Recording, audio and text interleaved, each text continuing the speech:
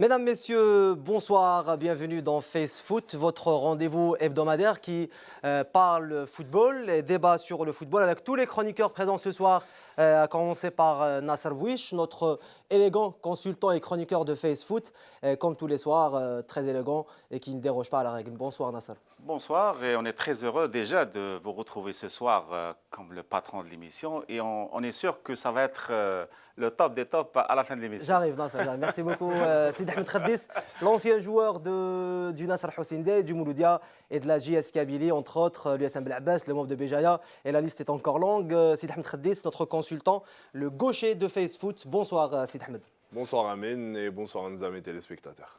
Et à ma droite, à ma gauche, puisque je ne vais pas déroger à la règle, Riyad Khdim a l'habitude de commencer par la droite. Et avant d'aller vers les côtés journalistes, rédaction de Face Foot, à commencer par le directeur de rédaction de compétition, si je ne me trompe pas, Lafiq Habib. Bonsoir Lafiq. Tu ne te trompes pas. Bonsoir. Nasser Rajdi, comme tout à l'heure, on s'est trompé dans les coulisses.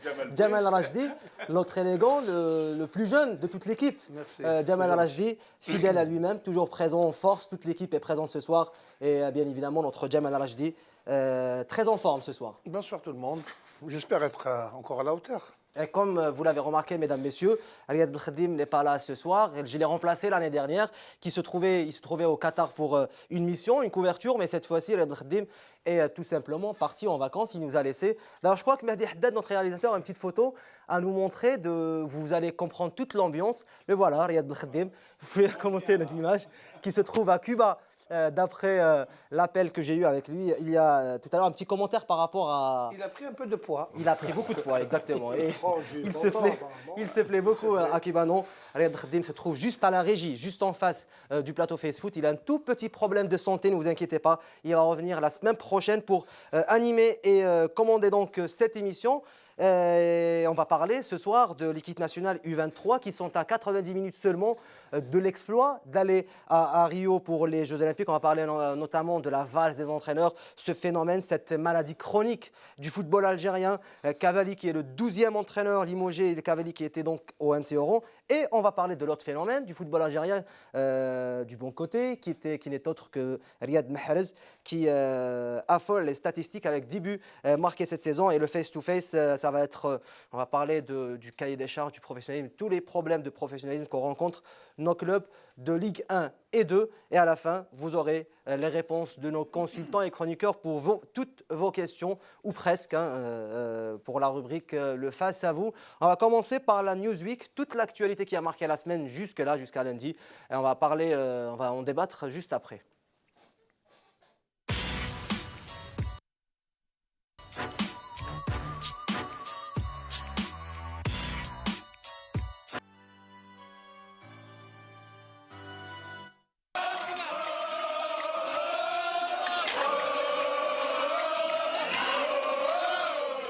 L'équipe nationale olympique a arraché samedi avec brio sa qualification pour le dernier carré de la CAN des U23. Un nul face à l'Égypte, une victoire face au Mali et un autre nul face au Nigeria lors du dernier match a permis aux Verts de s'emparer de la première place du groupe B. Les coéquipiers de Chita ne sont plus qu'à une marche de la qualification pour les Jeux olympiques de Rio 2016. Malgré une préparation insuffisante et son joueur professionnel, la Banda Schurman a réussi à s'imposer dans une poule que tout le monde jugeait inaccessible avant le début de l'épreuve et une équipe que tous les observateurs voyaient éliminée dès le premier tour. Reste à présent à décrocher ce fameux ticket pour Rio de Janeiro que l'Algérie attend depuis 35 ans. Pour cela, les coéquipiers de Farhat devront battre l'Afrique du Sud en demi-finale. Invaincus dans la compétition, les espoirs du football algérien tenteront d'aller jusqu'au bout. L'espoir est grand, le talent et la volonté aussi. Et un seul leitmotiv, Yes you can.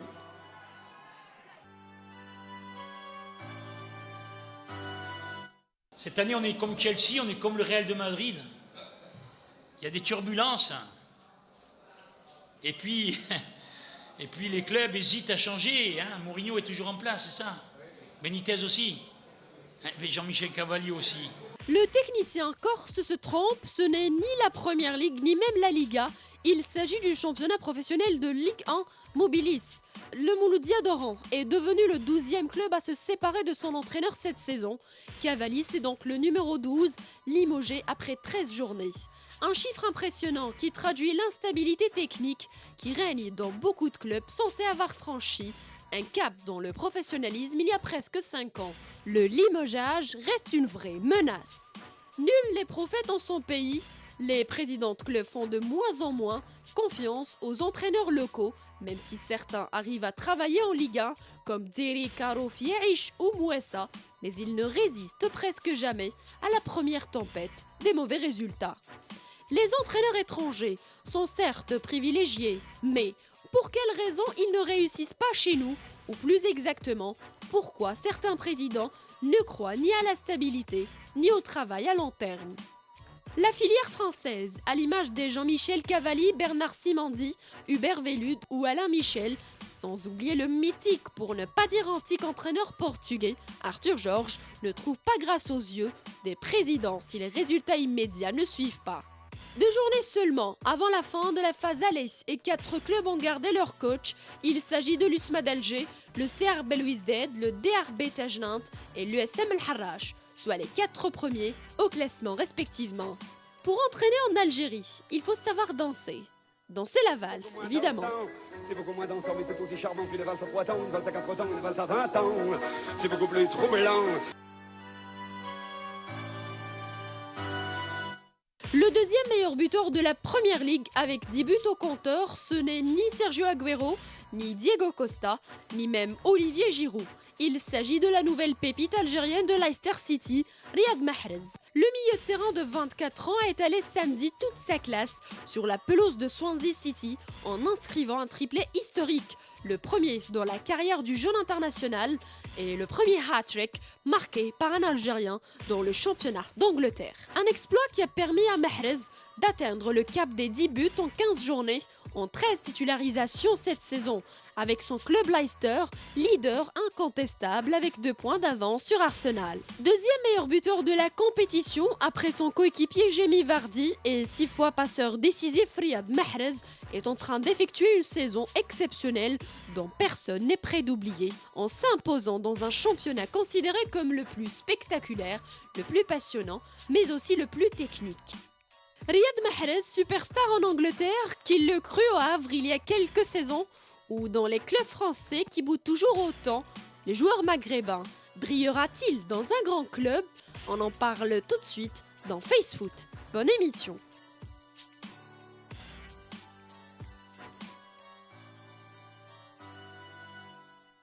Et voilà donc la Newsweek, toute l'actualité préparée, toute l'actualité de la semaine dans ce VTR préparé par notre consoeur Khadija Khaddaoui.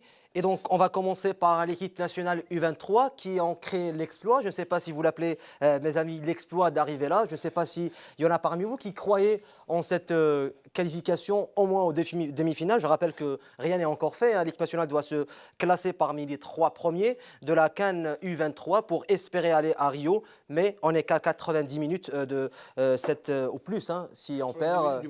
Ouais, si on perd. Mais si on perd. Oui. Mais si on perd... déjà, ça peut être 120 minutes. Ça peut être 120 minutes, parce que si on perd cette match, il y aura aussi une seconde chance. On disputera donc le match de la 3e place qui définira donc les chances de l'équipe nationale d'aller au Brésil ou pas. Je vais commencer par les techniciens, Nasser Bouich et Sid Ahmed Khadis. Donc vous avez certainement suivi les 2 rencontres de l'équipe nationale face à l'Égypte et face au Mali. Et le Nigeria, donc 2 victoires, 2 matchs nuls et 1 victoire, ce qui a été suffisant pour se classer premier et aller donc au prochain tour de la CAN. Si vous commencez le premier match, il a été un peu timide. On a vu que l'Égypte avait beaucoup la position de balle et on a cru à nos chances. On a réussi le match nul. On a pris confiance après le deuxième match avec le Mali. Le match a été aussi au niveau de la position, au niveau des Maliens. On a su réagir et avoir avec une construction du premier but qui a été vraiment une construction avec des joueurs d'individualité qui terminent avec Farhat, le deuxième but aussi. Et ça prend, quand une équipe prend confiance. Le troisième match a été pareil pour la qualification. Je pense que, je l'ai dit déjà il y a 2 semaines, que cette équipe, il fallait leur faire confiance, leur donner de l'importance. Et en même temps, vous avez cru en cette équipe? Bien sûr. Et quand on ne médiatise pas trop une équipe, Oui. ils ont un peu moins de pression. Et cette équipe a joué librement dans un contexte qui a été bien préparé par ses joueurs, la volonté de ses joueurs, la solidarité, on l'a vu sur le terrain. Et ça donne on passe le premier tour, il reste le deuxième tour. Et je pense que cette équipe a de la qualité, comme je l'ai dit la dernière fois. C'est vrai qu'il n'y a pas beaucoup de joueurs qui sont transférés à l'étranger, mais ces joueurs, la patte existe, la qualité existe, si on les façonne, on leur donne de l'importance et les moyens pour progresser, on peut avoir une équipe et avec des joueurs qui peuvent aller jouer à l'étranger. Sidi Ahmed Khaddis, qu'est-ce qu'elle vous a inspiré, cette équipe nationale, après 3 matchs joués? C'est vrai qu'on a constaté un rendement un peu meilleur que celui qu'on a vu lors des éliminatoires de cette CAN 2015. Ce qu'il faut retenir, c'est déjà le fait qu'on passe sans pour autant vraiment briller lors des 3 rencontres. On n'a pas dominé de bout en bout les 3 matchs. C'est-à-dire qu'il y a eu une certaine gestion de l'effort et des matchs de la part des joueurs. On peut retenir aussi que nous avons un bon bloc défensif. Je dirais que l'équipe joue en bloc, c'est-à-dire qu'ils défendent très bien. Nous avons encaissé, je pense, un seul but et avec aucune défaite. Donc ça montre un peu l'efficacité défensive qu'a cette équipe. Ensuite, il y a certaines individualités devant qu'on a su maîtriser. On va dire que les qualités intrinsèques de chacun ont fait la différence. Quand je dis ça, je pense à Farhat, je pense un peu à Mziane, aussi le joueur qui s'est blessé de Mokran, voilà. Il y avait aussi Chita et Ben Khamassa qui apportent un plus offensivement, beaucoup plus. Qui a marqué? Oui, même si c'est un but de gag, je pense que c'est le défenseur qui le met contre son camp. Mais ils ont une certaine facilité à se projeter, surtout les milieux de terrain. Mais ce qu'il faut retenir, c'est beaucoup plus l'aspect défensif. C'est une équipe solide avec un très bon Salhi pour les deux derniers matchs. Il a été moyen sur le premier match où il avait un certain temps d'hésitation, quelques sorties hasardeuses au premier match face à l'Égypte. Il s'est rattrapé, sur les 2. Face au Nigeria et le coup franc aussi. Face, oui, même au Mali, il a fait un bon match. Je pense que, mis à part le premier match, il s'est ressaisi lors des 2 prochaines rencontres. Et c'est ce qui fait qu'aujourd'hui, on est en demi-finale. Et pourquoi pas continuer. Enfin, il ne faudrait surtout pas que les joueurs croient qu'ils sont déjà à Rio. Il faut éviter l'euphorie. Voilà, exactement. Il faut avoir les pieds sur terre et il faut se focaliser sur cette prochaine rencontre qui sera capitale. Alors, Jamal Rajdi, Rafiq Habib, c'est vrai que beaucoup n'y croyaient pas trop. Quand on a vu le tirage au sort, l'Égypte, le Mali et le Nigeria sont des gros cylindrés du football algérien, du football africain. Mais finalement, là, l'équipe, elle passe, même si elle n'a pas beaucoup brillé, mais elle a joué un peu à l'algérienne, des exploits individuels, même si Rafiq Habib n'aime pas ce terme, jouer à l'algérienne. Des contres, oui, avec des individualités assez impressionnantes et surtout un très bon gardien, Salhi, et une très bonne défense. Est-ce que c'est le fruit d'un travail qu'on a, pourtant, il ne faut pas se mentir, un peu critiqué le travail de Sherman quand on a vu les matchs amicaux et les matchs de préparation. Mais finalement, cette équipe est passée. Comment ça s'est passé, Jamal et Rafiq? Oui. D'accord. Pour être honnête, moi, j'y croyais pas. Pour différentes raisons. Parce que j'ai vu cette équipe évoluer, notamment, je l'ai dit d'ailleurs la semaine dernière, contre le Sierra Leone. C'était les 2 matchs qu'on a joués d'ailleurs en Algérie, tous les 2, pour le compte des éliminatoires de cette CAN. C'était une équipe, franchement, qui donnait beaucoup de frayeur. C'est une équipe qui jouait pas bien, qui ne maîtrisait pas son sujet, qui avait trop de lacunes, que ce soit en défense, que ce soit en attaque, qui ne fabriquait pas de jeu. C'était une équipe franchement improductive. Maintenant, je ne sais pas ce que, pour répondre serment et pour répondre à la question, il y a sûrement eu du travail, c'est clair que l'équipe a évolué depuis ce jour-là. On sent qu'un travail a été fait. Parce qu'il y a des phases de jeu où on voit que l'équipe est quand même très, très professionnelle. C'est-à-dire qu'ils maîtrisent très bien leur sujet, même si ils ne prennent pas le jeu à leur compte. Mais là, je pense que l'entraîneur a préféré mettre en place une tactique qui est en tenant compte des atouts qu'on a. C'est-à-dire, apparemment, il a jugé que ce n'est pas une équipe qui peut prendre le jeu à son compte.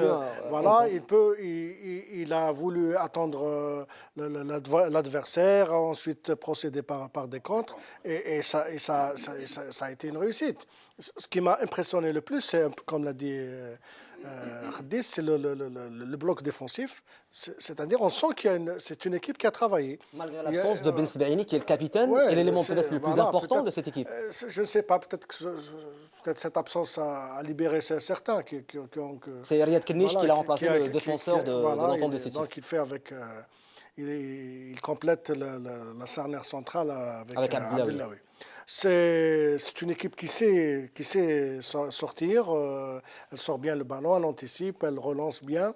Et puis devant, il y a beaucoup de talent, surtout d'un garçon comme Farhad. Bon, ça c'est pas une surprise. On ne le présente plus, c'est quelqu'un qui joue titulaire à l'USMA depuis 17 ans, depuis l'âge de 17 ans. Il a déjà acquis une grande expérience.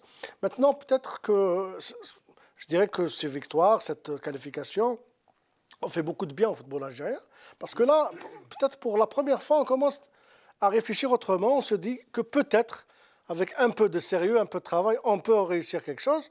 D'ailleurs, voilà, bien sûr, il faut donner de l'importance à ces joueurs. Et hier, justement, le bureau fédéral a pris une décision, c'est de reprendre avec les académies de la FAF. D'ailleurs, pour rappel, c'est Hamid Haddad, l'ex-président de la fédération algérienne, qui le premier a pensé à lancer ces académies. Bon, juste après, on a jugé que c'était inutile et on a dissous ces académies. Et aujourd'hui, on se rend compte que parmi ces joueurs des U23, beaucoup ont été formés dans cette... À l'image de Farhat. Voilà, à l'image de Farhat. Il y en a quand même 4 ou 5. C'est quelque chose c'est-à-dire, c'est une académie qui a apporté ses fruits, et on a décidé de reprendre. Mais bien sûr, il ne faut pas aussi oublier que la fédération elle seule ne peut pas former. Il faut que les clubs jouent le jeu aussi. Et là aussi, comme par hasard, les bonnes nouvelles arrivent. En même temps, on apprend qu'il y a eu des terrains ont été dégagés pour certains clubs pour la construction de leur centre de formation. Et aussi, on a lancé des appels d'offres pour la construction de ces centres de formation. Juste à côté. Alors justement, Jamal Rajdi. Moi, je pense, pour revenir seulement à l'équipe nationale, moi, je pense qu'il faut qu'on fasse notre mea culpa, parce que peu de personnes accordaient du crédit à cette équipe. Moi, j'y croyais un peu. Hein. Moi, j'y croyais. Bon, peut-être tu es un éternel optimiste. Ce qui est sûr, c'est qu'au vu de la composante de l'équipe, ce que nous a montré lors des matchs de qualification contre le Sierra Leone, à Blida, les 2 matchs, et les derniers échos que nous avons eus de Tunis, laissaient présager une sortie pas très convaincante. Maintenant, cette équipe nous a surpris, honnêtement. On ne lui a pas donné beaucoup de crédit, mais maintenant, elle nous a vraiment surpris. D'abord parce que par la qualité de certains de joueurs qui sont titulaires dans pas mal d'équipes, mais surtout sur le plan collectif, avec cette volonté d'abord, et ce cœur à mettre à l'ouvrage qui a fait la différence. Parce qu'il y a une très bonne disposition tactique, les joueurs ont été très réceptifs aux consignes de l'entraîneur. On a vu qu'il y avait quelque chose qui a été mis en place, chose que nous n'avons pas vue au départ. Maintenant, vous avez un bloc défensif extraordinaire, un milieu du terrain royal, parce que nous avons 2 joueurs d'exception, j'ai bien dit d'exception, avec Belkhamassa et Chita, qui devraient normalement faire leurs adieux au football national et partir sous d'autres cieux. Reste le problème un petit peu de l'attaque, où en dépit de la qualité des joueurs, il y a encore un manque d'efficacité. On ne voit pas de tir de loin, il y a l'exploit individuel des joueurs, même si on a marqué un but un petit peu d'école contre le Mali. mais contre le Nigeria, on a été un petit peu timide en attaque. Mais c'était un match un peu Je pense spécial. exactement. Alors, maintenant, reste la demi-finale où on est à 90 minutes ou 120 minutes du bonheur. Parce que si on gagne l'Afrique du Sud, on est automatiquement qualifié pour Rio et il faudra penser à aller arracher ce trophée aux Sénégalais peut-être. C'est du moins qu'on souhaite à cette équipe. Alors Nasser Bouich qui est avec nous a toujours milité pour la formation.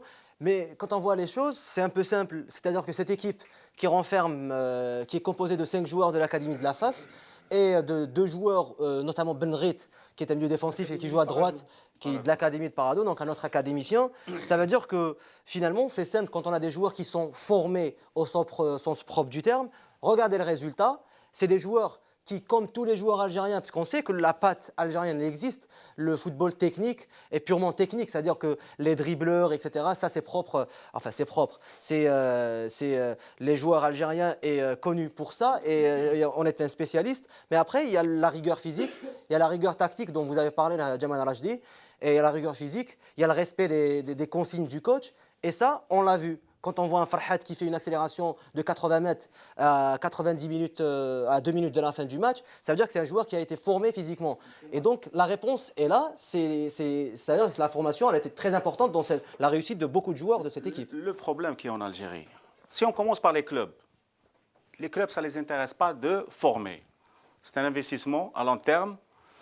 Ils veulent des résultats, ils veulent jouer les premières places, la Coupe d'Afrique et tout. Ça ne les intéresse pas. Ça, c'est une erreur dans notre formation. Les clubs, on les oublie. La fédération, elle ne s'est pas penchée au début par rapport à ça, à la formation, ce qu'il faut pour donner les moyens. La qualité existe. Il y a des jeunes de 10 ans, 12 ans, 13 ans, 15 ans. C'est vraiment, si on les suit, il y a une réussite totale. On a la qualité, la patte existe. Mais on n'a pas donné cette importance, on ne s'est pas penché sur la formation. Et c'est ça qui a un petit peu bloqué ça et ne pas donner des joueurs de qualité. Aujourd'hui, parce qu'on passe le premier tour, on commence à parler, à dire oui, ils sont transférables, celui-là il peut aller à l'étranger. Alors qu'il y a 3 semaines, 4 semaines, on disait qu'on n'a pas de joueurs pour partir à l'étranger. Il ne faut pas dire ça, parce que la qualité existe. Il faut donner cette importance à ces jeunes. Et notre football doit se pencher sur les joueurs locaux pour donner justement cette réservoir à notre football qui va être au top. On ne va pas rentrer dans le débat. Allez-y, Jamal. Le point de vue de Nasser en disant qu'il faut oublier les clubs. Il faut imposer aux clubs la formation. Tu ne peux pas imposer. Si, on doit imposer. Tu n'as pas les moyens. Je suis désolé, on impose. Je ne pense pas. Pardon. Et tu peux parler. Pardon, Nasser. Je ne pense pas qu'ils vont On doit le faire. imposer aux clubs. On doit imposer. Pourquoi on pense aux centres de formation? Ce n'est pas en créant des académies. C'est d'abord des centres de formation pour les clubs. Jadis, on n'avait pas de centre de formation, mais il y avait des terrains. Il y avait beaucoup de terrains. Il n'y avait pas une aussi grande population. Pardon, une aussi grande population. Non.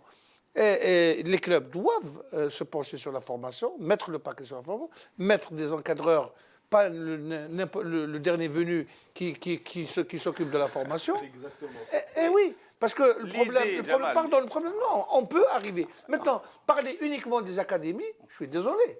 L'académie de la FAF, on a eu le résultat en Coupe d'Afrique, à Oran. On a fait jouer une équipe seulement de l'académie. Les joueurs ont besoin de compétition. C'est pour ça qu'ils ont acquis cette force, cette puissance, parce que vous avez la plupart des joueurs jouent en division 1 dans les grands clubs et ils sont titulaires à part entière. Jamal, tu es en train de parler il faut faire comme un club européen, Jamal. Non, je parle de... Oui, tu as les droits télé comme en Europe. Si tu vas en Angleterre, l'argent qui rentre... Attends, Jamal. L'argent qui rentre vis-à-vis des droits télé en Angleterre, les clubs, ils sont très riches. On va parler de ça, qui va te servir ici? Je suis obligé de vous couper, Nasser Bouich, parce qu'on va parler tout à l'heure. Tu me penses qu'il y avait de l'argent, il y avait les moyens. Gardez votre énergie, Nasser, pour le face-to-face, on va parler du professionnalisme. Sur les dés, je te rejoins. Sur les moyens, non. On va parler tout à l'heure, Nasser Bouich, sur tout ce qui est professionnalisme et de gestion des clubs algériens. On va finir ce sujet avec Sidi Hamid Khedis. Pour rester dans la formation, Nassar parlait des droits télé. Nous, on parle de jeunes catégories. Nassar, on parle de jeunes catégories. On parle de jeunes catégories. Si on parle de jeunes catégories, la question qui se pose, c'est comme a dit Jamel, il faut mettre les encadreurs qu'il faut à la place qu'il faut. Il faut arrêter de faire du social. Il faut arrêter de mettre un ancien joueur parce qu'il a été, je ne sais quoi... Par reconnaissance. Non, même pas par reconnaissance. Parce qu'on a tendance à le dire, il ne faut pas se cacher. Aujourd'hui, dans le football algérien, on va dans les jeunes catégories de l'USMA ou du NED ou du Mouloudia. On trouvera d'anciens joueurs qui n'ont pas fait qui n'ont pas eu de diplôme. Tu peux l'accompagner avec un préparateur physique. Tu peux l'accompagner. Préparateur physique, il va pas montrer aux joueurs comment... Tu peux enlever le vécu d'un joueur. Tu peux pas l'enlever. Un vécu d'un joueur. Le vécu d'un joueur, il est pour quelque chose. Bien sûr. Mais après, il faut se recycler. Il faut avoir fait des études supérieures pour pouvoir former des jeunes joueurs. Non, c'est pas des études supérieures. Je ne suis pas d'accord. Il passe son diplôme. Non, il passe son diplôme. Aujourd'hui, le diplôme, c'est des études. Il passe son diplôme dans ce qui concerne le football. Le vécu ne suffit pas. Il ne suffit pas d'avoir été bon joueur pour être bon entraîneur. Si tu es il y a des entraîneurs qui n'ont jamais joué au football. Si tu es complémentaire avec un préparateur physique et un joueur qui a du vécu, tu peux faire la paire. Bien sûr. Après, non, mais c'est Nassar, pour expliquer... on va en Europe. Il y a un préparateur physique, il y a un entraîneur des gardiens. Il y a ça, c'est à l'entraîneur de ramener son staff technique. Non, mais c'est-à-dire un préparateur physique, qu'est-ce qu'il doit faire? Il doit faire des choses que peut-être le joueur en jeune catégorie, on n'a pas forcément besoin de préparateur physique de haut niveau. En jeune catégorie. Non, mais Jean-Marc Guillot à lui seul a pu former plusieurs joueurs au Parado. Je ne sais pas si vous m'avez compris. Le problème sur l'idée, je suis d'accord sur la formation qu'il faut donner ça. Il n'y a pas de moyens. Il y a des clubs qui ne payent pas leurs joueurs. Il y a des clubs, il y a des présidents qui ont disparu. Comment tu veux? Nassar, pardon. Je vais donner la parole à Jamel Raji, s'il vous plaît. Pardon, je voulais dire une chose seulement. Rapidement. Nassar Bouich a appris à jouer sans préparateur physique. Tout comme tous les préparateur physique existe, Jamal. Laisse-moi terminer. Comment tu peux dire qu'un joueur il joue sans préparateur physique? Laissez-le terminer. Tu as l'emblème de Zévo-3 à la JSK, qui est préparateur physique. Tu me parles de moyens. Je ne pense pas que les jeunes doivent bénéficier de moyens plus importants que par le passé. Ils doivent y avoir une prise en charge. Ils sont bien pris en charge, les jeunes, au niveau de leur équipement, au niveau de leur prise en charge individuelle. Ils sont déplacés en bus, etc., etc. Maintenant, le plus grand problème de ces jeunes, c'est l'infrastructure qui n'existe plus comme avant. Mais maintenant, dans l'infrastructure, pour résumer, on n'a pas besoin de droits télévision pour faire apprendre un joueur à jouer au football. Ce soir, pour résumer, Nassar Bouich, je vous promets que... Il faut un budget, Jamal. Il faut un budget. Nassar Bouich, on va parler de gestion des clubs dans la deuxième partie de l'émission, dans le face-to-face, parce que ça va être ça le sujet. Mais ce que veut dire peut-être Sidi Ahmed Khaddis, qui a été formé au Nahdu Sendé, qui est une bonne école. Vous avez été formé aussi au CRB. Oui. C'était une bonne école, notamment à l'époque. Il n'y avait pas les moyens dont vous parlez, Nassar Bouich, sauf que peut-être vous avez été pris par des entraîneurs qu'il fallait, des entraîneurs adéquats. Par contre, là, aujourd'hui, si on parle du football actuel en Algérie, si on choisit l'exemple de l'USMA, par exemple, qui a plus ou moins les moyens, mais qui n'a pas beaucoup de différence par rapport aux autres, quand on voit qu'il y a des académiciens de la FAF qui ont rejoint l'USMA, ça c'est un travail. On n'a pas eu besoin de moyens pour recruter Farhat à 15 ans ou à 16 ans. On n'a pas eu besoin de recruter Ben Khamassa qui avait 16 ans. Un joueur de football de l'âge où il commence, c'est-à-dire à 7, 8 ans ou même 10 ans, un joueur algérien de son début jusqu'à ses 15 ans, je pense qu'il n'a rien à envier à un joueur étranger, à un joueur brésilien ou un joueur allemand. Je vais vous donner des exemples. S'arrête après, c'est bon. Ça nous est arrivé, je peux même vous citer des noms. On a joué des tournois internationaux à l'étranger face à des équipes de renom, que ce soit l'Ajax Amsterdam, que ce soit le Chievo Vérone, que ce soit... Nous avons joué... Il y a eu Sekdour, si vous vous en souvenez. Il a été élu meilleur joueur face à un Rudy Haddad qui jouait au PSG. C'était le numéro 10 du PSG et qui jouait en pro à l'âge de 17 ans. Yassine Sekdour était élu meilleur joueur du tournoi. Je peux vous dire que c'était techniquement... C'était une paire. Non, c'était un joyau. Mais pourquoi ça n'a pas suivi? Yassine Sekdour, à 15 ans, 16 ans, 17 ans, n'y était plus. Donc la vraie formation, c'est on revient à la base. On revient à la formation, on n'y était pas. Voilà. Parce qu'il y a un manque de travail énorme sur le volume On ne travaille pas, qu'on le veuille ou pas. Le joueur algérien ne travaille pas dans les jeunes catégories. Mais pour ça, il ne suffit pas d'avoir d'énormes moyens, comme disait Jamel. Il suffit d'avoir un bon encadreur, une situation, enfin, un stade, des infrastructures. Il faut de l'argent pour ça. mais Les on clubs, peut ils n'ont avoir le rien. stade, non, mais Pour avoir un Jamal, stade, Nasser. Asma, c'est pas le stade. Tu rentres 1 heure, il te fait sortir tout de suite. on peut Il y a avoir une un autre stade. équipe qui rentre. Si. Ils n'ont même Si, pas. il y a par exemple, déjà- non. Les pour joueurs pallier, ne c'est sont pas pas possible obligés. Pour ça. pallier, Ils n'ont même pas de sandwich, mais ils ne leur donnent pas. Les équipes, Jamal, ils ne leur donnent pas. Nasser. Tu n'as pas de créneau, tu n'as rien. Tu as Pour rien. pallier, par exemple, à ces problèmes répétitifs Il y aura aucun de club moyens, qui fera un investissement. la gestion, parce qu'il y a des clubs, par exemple, il y a des clubs formateurs en Europe qui sont beaucoup moins riches que le Real Madrid, par exemple, qui ne forment pas les joueurs du Borussia Dortmund, par exemple, ou d'autres petites équipes. Petites équipes Tu sais, Lyon, en France, de par Rennes, exemple, par exemple, les Nasser villes, Bouich. on ne parle pas des grands clubs en France. On va parler des villes. La mairie ou le conseil. Ils ont un budget pour les jeunes. Pour les jeunes, chaque année, spécial. Et c'est pourquoi, par exemple, on n'a pas donné au club, si l'État donne de l'argent au club et elle leur donne, voilà, il y a une somme qui est destinée directement aux jeunes.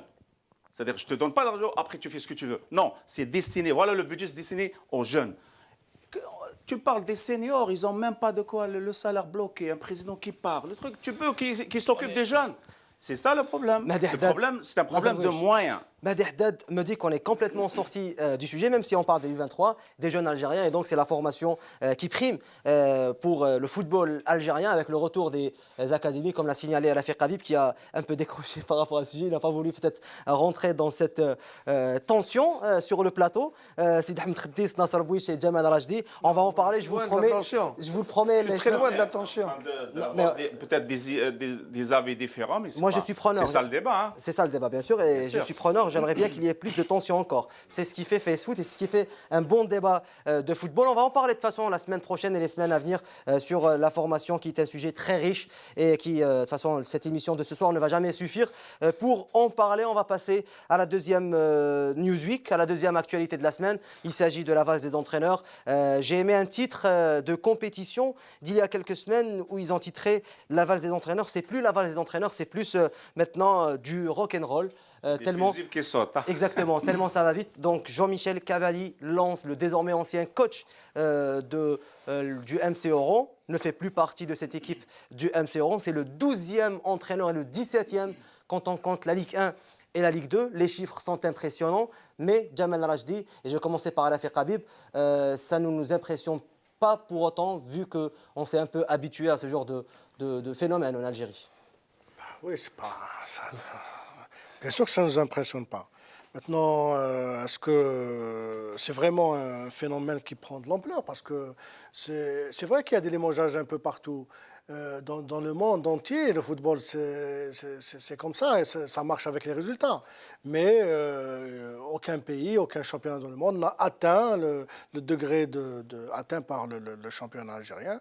C'est franchement, ça devient ridicule, parce que finalement, on n'apporte rien de nouveau. Il n'y a pas de nouveauté. C'est toujours les mêmes qui reviennent. On limoge un entraîneur, et on ramène un autre entraîneur qui est limogé d'un autre club. C'est-à-dire c'est un entraîneur qui vient juste d'avoir un échec récent et on le reprend et ainsi de suite. C'est-à-dire, au moins, il y a du nouveau. C'est toujours les mêmes noms qui tournent. Là, on est en train de suivre, Rafiq, les images de Oui. l'entraînement aujourd'hui premier Voilà, entraînement de Fouad Bouali, le nouvel entraîneur du MC Oran. qui n'est pas tout nouveau. Il a fait déjà ses preuves dans beaucoup de clubs algériens. Bon, je ne sais pas ce que Fouad Bouali va apporter de plus au MCO que ce qu'a ramené Cavalli. Enfin, je ne doute pas de ses capacités. Je commence à douter même de cette histoire de déclic. Parce que les joueurs, maintenant, ils sont habitués à avoir 2-3 entraîneurs par saison. Donc, ils n'ont pas besoin... Ça ne fait plus déclic. Ça fait... Le souci, c'est pas avec les joueurs. Hein, pour Cavalli. Alors, je vais vous donner un chiffre impressionnant. Ça, c'est quand même impressionnant. Il y a un club de l'élite.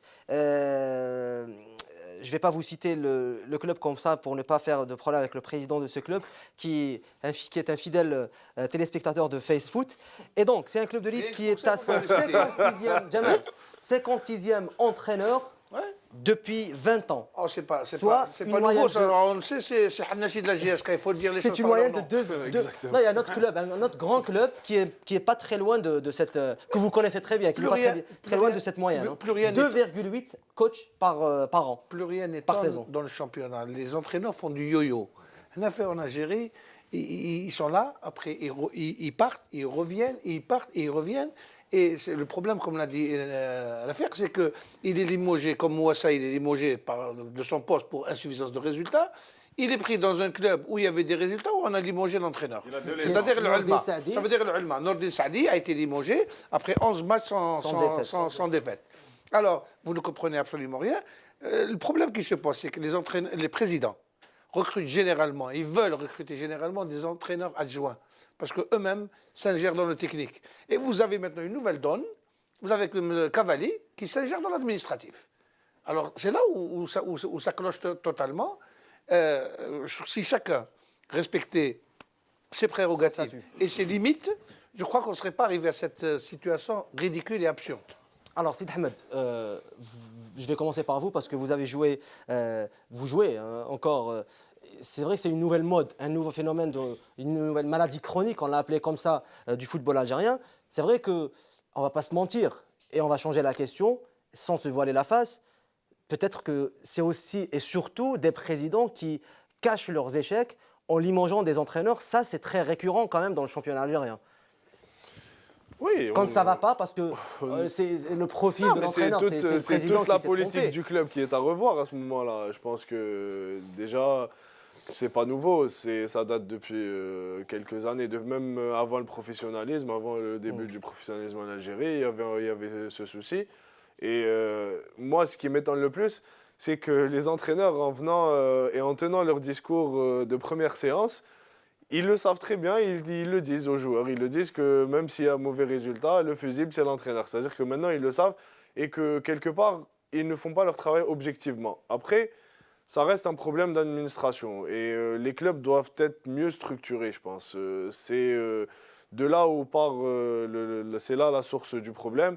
C'est-à-dire que je ne sais pas si les présidents ne connaissent pas, enfin certains présidents ne connaissent pas réellement le football ou si ils ont tendance à subir la loi de la rue et c'est plus ça. Je pense que c'est la loi des résultats. Après, quelque part dans notre championnat, il faudrait établir une hiérarchie. Mais moi, je ne vois pas comment des clubs qui jouent peut-être le maintien ou la relégation se disent en danger financièrement et se permettent de changer 3 à 4 entraîneurs par saison. Et on sait très bien qu'à chaque fois qu'il y a un entraîneur qui part, sauf si les deux parties s'entendent à l'amiable, il y a toujours dédommagements, il y a toujours indemnisation dans l'air. Ensuite, quelque part, hiérarchiquement parlant, il y a 2-3. On n'a qu'à le voir sur le tableau aujourd'hui. Les 4 clubs qui sont les 4 premiers en championnat, c'est les 4 clubs qui n'ont pas changé d'entraîneur. Alors Nasser Bouis, peut-être c'est pas à nous de trouver des solutions pour endiguer ce fléau qui menace le football, mais quand il n'y a pas d'entraîneur stable dans une équipe, dans un club, et qu'il n'y ait même pas de DTS, on ne comprend pas comment peut-on parler de projet de formation, parce que ce n'est pas le président de surcroît. Il y a des présidents qui n'ont rien à voir avec le football, il faut le dire. Ça, ce n'est pas méchant. Mais il peut y avoir un président qui n'a rien à voir avec le football quand il existe, quand il installe des DTS, des managers et des entraîneurs stables. On ne peut pas parler de projet à long terme quand il n'y a pas d'entraîneur ou DTS dans un club. Quand on parle de professionnalisme, on n'est pas rentré dans le professionnalisme. On va en parler tout à l'heure. Voilà, on est à côté. On parle des entraîneurs et des présidents. La rue aussi. Il y a certaines personnes qui imposent à un certain président de juger l'équipe, de faire l'équipe, d'essayer de faire cette pression, surtout quand ils connaissent tel joueur ou tel joueur d'un quartier ou d'un autre. Et ça joue. Ça veut dire que tout est dans la mentalité, en fait. Bien sûr. Mais un président d'un club, s'il n'a pas son staff bien d'avant 16 ans pour préparer cette équipe. Moi, par exemple, à la JSK, personne n'est rentré au vestiaire. Personne. Là, on le voit dans des clubs, n'importe qui rentre après un match ou à la mi-temps pour donner son avis. Celui-là, il rentre et on le laisse. Il y a un entraîneur qui est dans de mauvaises conditions, il ne peut pas travailler. Après, les joueurs, il y a des joueurs qui décident dans un club aussi. 3-4 clubs qui décident, c'est eux qui font partir un entraîneur. Et ça, c'est très important, que ce soit le public ou Il faut avoir un président qui a la tête froide, qui a de l'expérience, qui connaît le football. Ce pas des présidents qui n'ont rien à voir avec le football pour gérer. Et si on parle d'un club professionnel, on parle de l'argent aussi. Il y a des clubs, ils n'ont pas le budget pour payer ses joueurs, pour aller préparer. Beaucoup de choses manquent dans un club et on ne parle pas de professionnalisme, pas encore. Alors à l'affaire, il y a la Ligue qui a limité, ou la FAF qui a limité à 2 les licences par saison pour les entraîneurs. Ça, c'est encore un autre problème pour les entraîneurs. Par exemple, Bilal Zili qui a été limogé de l'Arba'a, qui se retrouve aujourd'hui au Nahd Hussein comme étant un adjoint de Youssef Bouzidi. Youssef Bouzidi qui était à Médéa en début de saison, qui se retrouve aujourd'hui au Nahd. Ça veut dire que Youssef Bouzidi n'aura plus le droit d'entraîner dans le cas où, ce qu'on ne le souhaite pas pour Youssef Bouzidi, d'entraîner une autre équipe après le Nahd. Et ça, c'est peut-être qu'il fallait, vous ne voyez pas qu'il fallait peut-être donner ce genre de loi, par exemple, au club, de limiter le nombre d'entraîneurs à 2 par saison, au lieu de nombre de licences pour les entraîneurs à 2. C'est une loi qui est un peu sévère avec les entraîneurs. Mais, parce qu'en quelque sorte, ce n'est pas de leur faute, s'ils sont limogés. Oui, c'est vrai que ce n'est pas de leur faute. Mais sur le plan moral aussi, on est arrivé à un point... très franchement, quand tu vois un entraîneur qui fait 3 clubs, voire 4 par saison, c'est quand même énorme. C'est-à-dire sur le plan moral, on ne peut pas l'accepter. C'est quoi cette... Le plan de l'éthique. De l'éthique. À mon avis, c'est tout à fait normal qu'un entraîneur puisse se contenter de 2 licences par an. C'est pas... Maintenant, est-ce qu'on peut faire la même loi pour les clubs? Je ne pense pas. On ne peut pas obliger... une équipe ou un club à avoir un entraîneur toute la saison. C'est un employeur. Donc, il a des objectifs, il a le droit de changer ces éléments. Maintenant, la loi doit protéger les entraîneurs sur le plan matériel. C'est vrai, il faut que le contrat soit respecté, c'est-à-dire sur le plan financier, administratif, etc. Oui, je suis d'accord. Mais effectivement, la FAF a réagi par rapport à des situations qui sont devenues grotesques. Quand tu vois un entraîneur qui accepte d'entraîner 4 équipes par saison, c'est franchement lamentable, quoi. Mais maintenant, est-ce que ce n'est que par cette loi qu'on va arrêter un peu ce rock'n'roll? Je ne pense pas, parce que en fait, c'est un tout. Ça va de la restructuration des clubs à la professionnalisation des clubs, etc. Il faut passer. Ça sera un long processus. Il faut arriver un jour à ce que les clubs soient gérés par de vraies équipes professionnelles et non pas des présidents qui se considèrent comme bénévoles quand ça leur plaît, comme propriétaires quand ça leur plaît. Voilà, ils font la pluie et le beau temps et ils subissent le diktat de la rue quand ça leur plaît aussi, parce que quand ils veulent faire le dos rond, ils le font. Maintenant, il y a des présidents qui ont subi cette pression de la rue, mais qui n'ont pas rompu. Je pense à Al-Harrach, que ce soit avec l'Aïb ou avec... aussi, j'y arrive. Ou avec Mana. Ne me dites pas que à l'USMH, il n'y a pas la pression de la rue. Mais, parce que juste, ils ne dépensent pas plus qu'ils ont. Non, il y a des petits clubs qui ne dépensent pas beaucoup d'argent, mais qui les mangent leur entraîneur, qui ont tous les petits clubs. De l'Arba'a.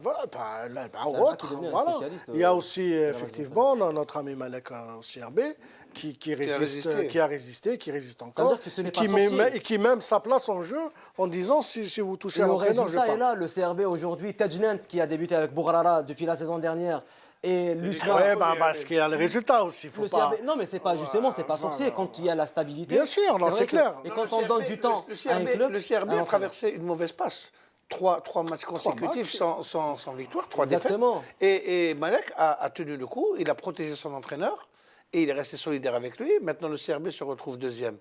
Bon vent pour le CRB, pour peu que les autres présidents tiennent le coup aussi et supportent à bras-le-corps leurs techniciens.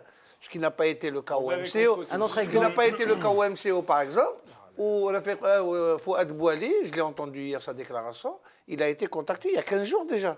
Il n'attendait que le moment pour entrer. C'était les résultats. Alors, il y a notre... C'était les résultats. Non, mais je ne pense pas. Non, Cavalli, c'est autre chose. Cavalli, il y a d'autres considérations.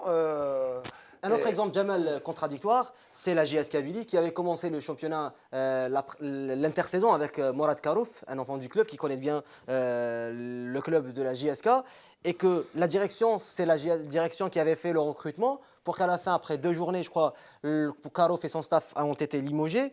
Et aujourd'hui, ces dernières semaines, à l'approche du mercato, on entend le président qui indique que le recrutement n'a pas été bon et que les joueurs ne répondent pas au profil recherché et qu'il y avait un problème d'effectif à la JSK. C'est-à-dire que J'en ai parlé la semaine dernière où j'ai parlé de Hanaji, où il avait dit que le recrutement était bon. Il avait confié le recrutement à Karouf et Douden. Et par la suite, il a dit que le résultat a été très mal. Il y a eu des erreurs de casting, encore une fois. Donc le résultat, le truc est mauvais. Maintenant, en parlant de Karouf, Karouf a toujours joué au pompier aussi. Hein. D'accord, il est toujours venu en remplacement de quelqu'un d'autre. Bon. Et quand la situation était Et catastrophique. quand les situations sont catastrophiques. Maintenant, il a assuré un intérim parce qu'il savait qu'il n'allait pas faire long feu en tant qu'entraîneur en chef. On lui a ramené quelqu'un d'autre et naturellement, ils l'ont limogé. Maintenant, tant mieux pour la GSK si Bijota arrive à avoir des résultats. Pour peu qu'il continue à avoir des résultats. On souhaite que tous les entraîneurs aient des résultats. Il faut juste dire une chose. Dans le recrutement, on peut... tu ramènes des joueurs et à 6 mois, 7 mois, tu te dis que voilà, je me suis trompé sur un recrutement. On voit des joueurs étrangers qui 1 ou 2 joueurs, ils sont achetés à 50-60 millions, ils ne donnent pas satisfaction. Quand tu recrutes 15 joueurs, c'est clair que tu ne veux pas avoir raison sur les 15 joueurs. Voilà. Mais je pense que cette année, il y a quand même quelques joueurs. on ne peut pas se tromper sur 15 joueurs non plus. Non. Il y a eu de bons. Boulaouidat, il est bon, hein, la GSK. Je pense que les deux Burkinabés, voilà, c'est Derek qui est bon. On ne peut pas dire le contraire. Je vais juste Voilà, il faut leur donner le temps. Non, mais on n'a qu'à voir les exemples des championnats étrangers ou que des clubs professionnels. Il était à 100 millions et il n'a pas donné satisfaction. Mais on le garde. Mais on le garde. C'est pas pour autant que. Moi, je vais vous donner juste un exemple. Parce qu'on ne va pas le vendre à perte. Je vais vous donner un exemple. On le garde parce qu'on vend aussi les maillots. Il n'est pas perdant. Je vais vous donner un petit exemple pour un peu résumer la situation des recrutements catastrophiques en Algérie. Je ne citerai pas le nom du club pour ne pas offenser un peu ses dirigeants. Il y a un club où j'ai joué à l'intersaison, ils ont recruté 5 joueurs. Au mercato, les 5 étaient libérés. Mais ça s'est passé à l'USMA. Les 5. Avec l'arrivée de Velud, il avait ramené 4 ou 3 joueurs algériens évolués en France qui sont repartis Avant même le mercato avant la fin du mercato. Ça, c'est des joueurs qui ne s'étaient pas adaptés à l'environnement. Mais il y a aussi le Mouloudia d'Alger qui a recruté des joueurs je peux vous dire... Comme Robertson qui va quitter le club finalement lors du mercato hivernal. Salahaddin. Qui a coûté cher. Et Ngoula. Dararja n'a pas 10 000 euros, 25 000 $ et 20 000 euros. Cet argent aurait dû être injecté pour les jeunes. Voilà, tu reviens aux jeunes. Alors qu'il a donné de l'argent. Voilà. Non, mais si tu avais d'autres rentes, Jamal, si tu avais des sponsors, des droits télé, tu as de l'argent, tu peux donner aux jeunes. Vous allez vous régaler. Les jeunes, tu les abandonnes. Et tu veux que tu fais sortir des joueurs. De l'émission, Nasser va se régaler certainement de la deuxième partie de l'émission quand on va parler du professionnalisme et de ses échecs on va pas dire président de club, mais généralement les clubs et les dirigeants du football algérien. En tout cas, avant de parler aussi de Mariad Mahrez, du troisième sujet de la Newsweek, on va se retrouver juste après une toute petite page de pub. Restez branchés sur FaceFoot, on va se retrouver juste après une toute petite page de publicité. Et voilà, on se retrouve pour la deuxième partie de FaceFoot, même si nous sommes encore à la première partie, puisque nous n'avons pas encore parlé de Riyad Mahrez et ses statistiques dans le championnat anglais le plus peut-être passionnant, pas le plus relevé, n'est-ce pas Jamal Rajdi, mais le plus passionnant des championnats européens, qui est la Première Ligue. Riyad Mahrez, le joueur de Leicester, qui joue à droite, Sid Ahmed, et qui fait des ravages dans cette équipe de Leicester, avec 6 passes décisives et 10 buts marqués depuis le début de la saison. On l'a vu samedi, un triplé face à Swansea, n'est-ce pas? Des statistiques impressionnantes. À Swansea. À Swansea. Et c'était un match à l'extérieur, donc qui confirme l'équipe de Ranieri, que vous connaissez très bien, Jamal Rajdi, l'Italien Ranieri, qui fait du bon boulot à Leicester, qui se retrouve aujourd'hui parmi... Très content, qui se retrouve sur le podium avec Manchester de la Première Ligue. Riyad Mahrez, brièvement s'il vous plaît, c'est le joueur qu'on attend le plus cette saison. On en a parlé la semaine dernière, on ne sait pas si on pourra le retrouver éventuellement dans un club, top club européen, puisqu'il est suivi par Manchester United, mais c'est peut-être le joueur le plus en forme de l'équipe nationale. Et je vais arriver à l'autre question, de celle de Ferrouli, avec sa méforme. Est-ce que Gourcuff continuera à jouer avec Mahrez à droite? Ça, on va en parler tout à l'heure. Non, mais je pense, vu le début de saison que fait Mahrez en ce moment, je pense pas que Gourcuff puisse l'aligner à un autre poste. Mais bon, après, ça reste des choix. Mais pour rester sur Mahrez, je pense qu'aujourd'hui, il en faut beaucoup plus pour espérer jouer dans un grand club, que ce soit Manchester ou... Parce qu'on a beau dire, bon, c'est pas donné à tout le monde de marquer 10 buts dans un championnat aussi rude et relevé que le championnat anglais. Je pense qu'en plus, il en est à 6 passes décisives. C'est vrai qu'il fait un début de saison tonitruant. Après, il y a eu beaucoup de joueurs comme lui qui ont fait...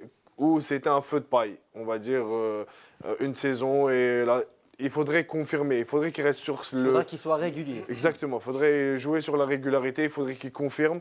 Et il faudrait qu'il reste sur la même forme tout au long de la saison.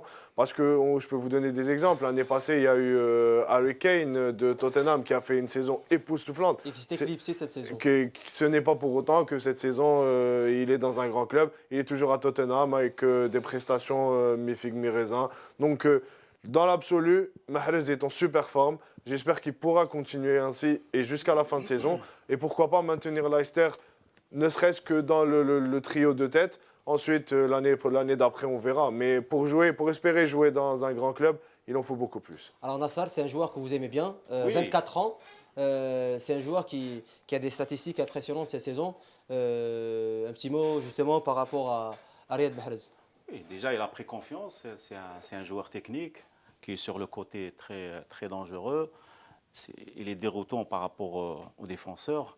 Il a trouvé sa place un petit peu. Mais moi, je dis que si Ferrouli est en forme et Mahrez est en forme, un bon entraîneur peut les faire jouer ensemble, hein, pour donner un maximum. Ils sont des professionnels, ils ne vont pas se marcher dessus. C'est des joueurs intelligents. Et ça peut apporter un plus à l'équipe nationale quand il y a des joueurs en forme, même si des fois on trouve des joueurs qui sont un petit peu dans le même poste. Mais comme je vois par rapport à Mahrez, Brahimi, Ferrouli, ils peuvent jouer ensemble, il n'y a pas de souci. Alors, Lafir, rapidement, c'est un joueur qu'on ne connaissait pas. C'est un peu la surprise du football algérien, l'enfant de Sarcelles. Aujourd'hui, il a 24 ans. Il y a 2 ans, personne ne le connaissait.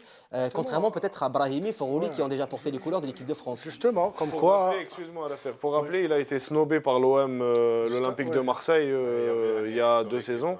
Où il devait jouer à l'Olympique de Marseille et le président en place, Labrune, avait dit que impossible pour Mahrez de jouer à l'Olympique de Marseille vu, on va dire, les profils recherchés pour le recrutement à l'Olympique de Marseille. Il l'a dit. Hein. C'est un destin assez incroyable d'un joueur comme Mahrez. Comme quoi, même dans le football professionnel, très relevé en Europe, il peut arriver que des joueurs traversent un peu les mailles du filet. C'est-à-dire que ce n'est pas le premier joueur qui trouve son bonheur ailleurs.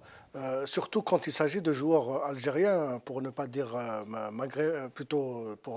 maghrébins, pour ne pas dire algériens. Parce qu'un gars comme Ferrouli aussi est passé inaperçu en France. Un joueur comme Brahim est passé inaperçu en France. C'est-à-dire, c'est au moment où ils partent ailleurs qu'ils éclatent, qu'ils trouvent leur bonheur et que les gens se rendent compte que quand même, ils se demandent comment... Ben Taleb aussi, il part très très jeune et il se demande comment des joueurs comme ça ont pu partir et que le football, du moins les clubs français, n'ont pas pu en profiter au maximum. C'est-à-dire qu'ils sont partis pratiquement gratuitement dans des... Et même des joueurs français, pas uniquement les Maghrébins. Il y a beaucoup de joueurs français. Nous, on parle surtout pour ce qui nous intéresse. Moi, je cherche pourquoi c'est quand même 4 grands talents algériens qui... Comme ça, par hasard, personne n'entend parler en France et qu'une fois ailleurs, ils exposent. Et justement, pour ce qui est de l'histoire de Dohem, il faut voir, donc c'est un journal France Football, pour ne pas le... Non, c'est France Football, pour ne pas le citer. Non, je suis sûr que c'est France Football. qui a donné l'information. Ils ont donné un échange de mails entre la Brune et le manager de Mahrez. Et il en parlait avec, c'est-à-dire avec dédain, c'est-à-dire pour lui, c'est inconcevable. Voilà, c'est inconcevable. Comment, à la rigueur, il lui dit, tu connais pas ton métier. Comment tu oses me proposer un joueur comme Mahrez? C'est comme quoi, comme je l'ai dit au début, même dans le football dit moderne, professionnel, on peut se tromper. Comme quoi, il y a de l'espoir aussi pour notre football. Il y a de l'espoir pour notre football. Eliad Mahrez qui continue de nous faire rêver cette saison avec son club et aussi avec l'équipe nationale, lui aussi, qui affiche une belle forme avec Islam Slimani qui a marqué beaucoup de buts cette saison avec l'équipe nationale. On va passer à la face-to-face. Au face-to-face, le titre a été choisi par Eliad Khdim. Foot, mercato, entre mercato, shkara et austérité, même si le titre ne plaît pas beaucoup à Jamal Al-Rajdi. Quel avenir pour les clubs pro? On va essayer de répondre à cette question dans le VTR qui suit. Et on va en débattre juste après ce petit VTR sur le sujet face-to-face de ce soir.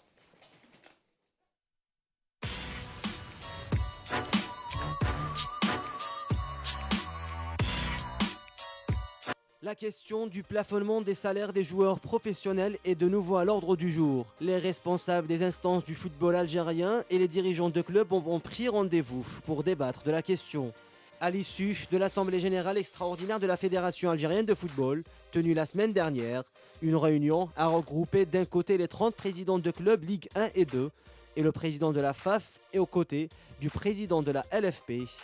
Durant ce conclave qui a duré presque une heure, les présidents de clubs ont soulevé certains problèmes qu'ils rencontrent sur le terrain et selon eux, la principale cause du blocage du professionnalisme.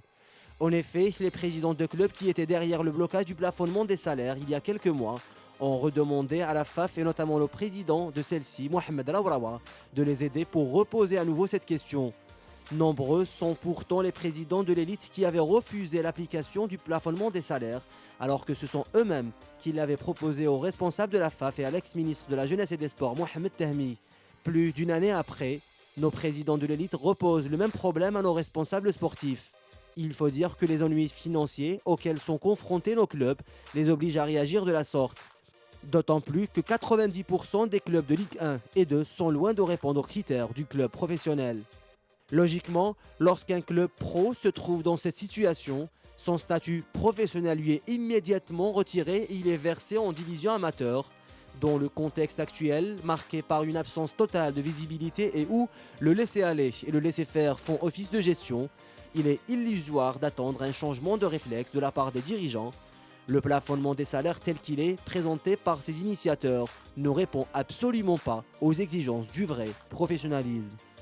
L'Algérie, qui vit une période de transition économique très importante et difficile, et avec la loi de finances 2016 qui fait débat, l'État pense à ne plus subventionner les clubs de football, chose qui panique les présidents de clubs qui redoutent cette austérité.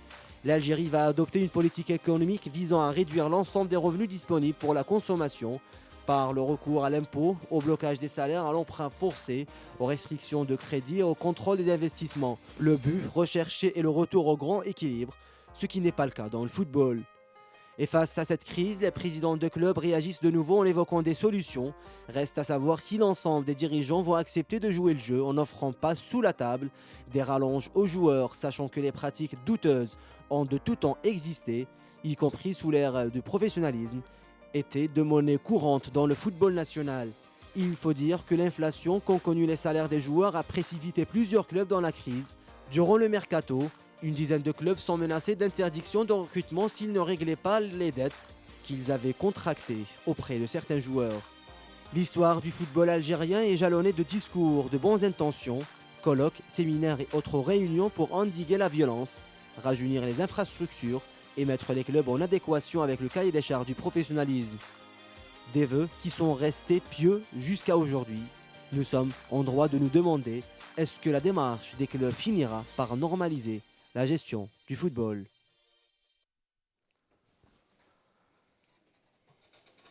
Est-ce que les démarches des dirigeants finira par normaliser la gestion du football algérien? Telle est la question qui a été choisie par Eliad Khdim, qui se trouve, je vous le rappelle, juste dans la régie, en face du plateau, qui commande dans l'oreillette l'émission de ce soir. Et donc, Jamal Al-Rajdi, on va commencer par vous. puisque c'est le sujet que vous avez choisi, que vous l'avez commandé à Riyad Belkhedim, le professionnalisme et tout ce qui s'ensuit, les cahiers des charges qui ne sont pas respectés, le professionnalisme qui tarde à voir le jour dans les clubs algériens, la pratique n'existe pas malgré beaucoup de colloques, des séminaires et des réunions entre les présidents de clubs et le président de la Fédération algérienne de football et celui de la Ligue professionnelle de football. Moi, je ne pense pas qu'on a déjà un football professionnel véritablement, comme on le comprend ailleurs et comme on le vit, on le pratique ailleurs. Les clubs on leur a imposé un petit peu de se retrouver, se former en société commerciale. J'ai bien dit société commerciale sportive ou société commerciale. Ça s'appelle SSPA. Oui. Maintenant, c'est une société commerciale. Tous les clubs, sans exception, de division 1 et 2, sont en banqueroute, en faillite totale. Parce que d'abord, ils n'ont rien à proposer, rien. Je n'ai pas vu un club faire du merchandising. Je n'ai pas vu. Je n'ai pas vu un club vendre son image de marque à un gros sponsor, qu'il soit algérien ou étranger. Je ne parle pas des sponsors traditionnels que nous voyons tourner autour du football. C'est le grand imbroglio sur le plan juridique, sur le plan organisationnel, sur le plan pratique. Alors, vraiment, c'est un véritable folklore. Si on prend tout ça, c'est un véritable folklore. Vous avez des présidents qui demandent de l'argent, alors qu'ils sont professionnels, qui demandent de l'argent même au Wali ou à la Wilaya, alors qu'il est professionnel, il est une société commerciale. J'imagine, moi, un Wali aller donner de l'argent à une société de construction. Ce n'est pas possible. Donc, pourquoi on veut imposer cet état d'esprit au football? Les présidents, tu quittes la table. Ou tu peux diriger un club, la Hebel, tu ne peux pas diriger un club, tu quittes la table et tu laisses quelqu'un d'autre. Aucun club n'a ouvert le capital. Aucun. Vous voulez avoir de l'argent? Il n'y a plus d'argent maintenant. L'État est en période d'austérité totale. Maintenant, il n'y aura plus d'argent à flot comme avant. Ouvrez votre capital, vous allez avoir vos sympathisants, peut-être qu'ils vont venir et prendre quelques actions. Et naturellement, il aura plus son mot à dire. Les présidents ne veulent pas lâcher prise, ne veulent pas lâcher. Or, croire que c'est des présidents dont le club est la propriété privée. Ils sont propriétaires. Propriétaires du club. Alors que personne ne lui a laissé ça. Alors pourquoi on s'accroche à des fauteuils au moment où on n'est pas capable? Il faudrait qu'on ait la culture de la démission, parce que si on n'arrive pas à gérer un club, qu'on se retire et c'est tout. Rafik, le problème est là, le problème est chez les présidents qui ne veulent pas quitter leur poste. Ils proposent des solutions comme le plafonnement des salaires, même s'il n'a pas été respecté. On sait comment ça se passe dans le football algérien. Lors du mercato, il y a des sommes faramineuses qui sont versées sous la table. Ça, on le sait très bien. Il y a des formes très douteuses chez certains dirigeants du football, dirigeants de clubs algériens. Ça n'a pas marché. Selon vous, on se dirige vers quoi? C'est-à-dire après ces solutions, on ne peut pas prévoir que 13 ou 14 présidents, parce que si on cite l'USMA, le CSC et le Mouillé d'Alger, c'est les 3 clubs qui ont été repris par des sociétés, que ce soit privées ou publiques. On ne peut pas prévoir 12 autres clubs qui vont être repris par des entreprises. Pour la précision seulement, vous avez évoqué maintenant le nom de clubs, 3 clubs. Je ne parle pas de l'USMA, qui est la propriété de Haddad maintenant. Je parle du Mouloudia et du CSC. Ils se retrouvent dans les mêmes problèmes financiers. Attention, soyez. Il y a des joueurs que le Mouloudia, 4 mois ne sont pas payés. Oui. Il y a 41 milliards de dettes sur un exercice de 2 ans. 41 milliards de dettes. Jamel, je ne parle pas. Mais les joueurs la sécurité sociale, elle existe, par exemple. Elle n'existe pas. Il y a 14 milliards qui ont été laissés par l'ex-président Boumla, que le Mouloudia doit verser à la CNAS. La Sonatrach doit verser à la CNAS. 14 milliards. Pourquoi on n'a pas réglé ce genre de problème avant que les 6 présidents, depuis que la Sonatrach a pris l'équipe, 6 présidents sont passés par le Mouloudia. Voilà. Alors personne n'a pu régler ce problème. Pour répondre à la question, où est-ce qu'on va? Je ne sais pas. Parce que de toutes les manières, moi je ne crois pas à ce que du jour au lendemain, l'État se retire totalement du football professionnel. Ça sera, et j'en suis convaincu, la mort la mort certaine du professionnalisme en Algérie. C'est quoi le problème? C'est l'argent. Pardon, justement, l'argent, tu sais, l'argent, il y en a beaucoup d'argent en Algérie. Il Voilà. ne faut pas On croire revient à l'argent. c'est vrai qu'il y a l'austérité, il y a trop, il y a l'argent en Algérie. Comme il y a de l'argent dans tous les pays du monde, où il y a aussi la crise et où le football continue à exister et où l'argent va vers le professionnalisme, même dans les pays qui connaissent des crises encore plus aiguës que celle que la crise algérienne. Là n'est pas le truc. Maintenant, la question qu'il faudra se poser, le professionnalisme dans n'importe quel pays est les résultats d'un état économique. C'est quoi qu'est-ce qu'on a comme économie? Est-ce que l'économie algérienne peut supporter le professionnalisme algérien? Je m'explique. En Algérie, il y a 2 ou 3 grandes sociétés privées, je dirais une dizaine. Mais il y a surtout l'État, l'économie, elle est étatique. Il faut pas les grandes sociétés en Algérie, le grand employeur en Algérie, ça reste l'État. Donc, est-ce que cette forme d'économie peut supporter un professionnalisme à 32 équipes, à 32 clubs, puisqu'aujourd'hui, il n'y a pas que la première division, on a des divisions professionnelles aussi. Voilà. Telle que l'économie est structurée actuellement, je ne pense pas, parce que même ces sociétés étatiques, elles ne sont pas nombreuses à pouvoir prendre en charge des clubs, parce qu'elles-mêmes, elles sont en difficulté. Donc, il n'y a que l'économie de marché qui peut prendre en charge un professionnalisme. Le professionnalisme, en fait, il est le résultat d'un État capitaliste et pas d'autre. On ne peut pas faire le professionnalisme dans un État socialiste.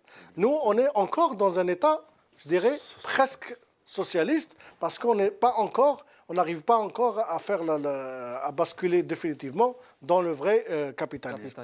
Maintenant, pour ce qui est de cette présence de l'État, je rappelle aussi, en France, il n'y a pas si longtemps, les collectivités locales donnaient de l'argent aux professionnels, aux clubs professionnels. Ce n'était pas une infamie. C'est vrai que c'était une spécificité française. On ne peut pas imaginer ça en Angleterre, c'est pas possible.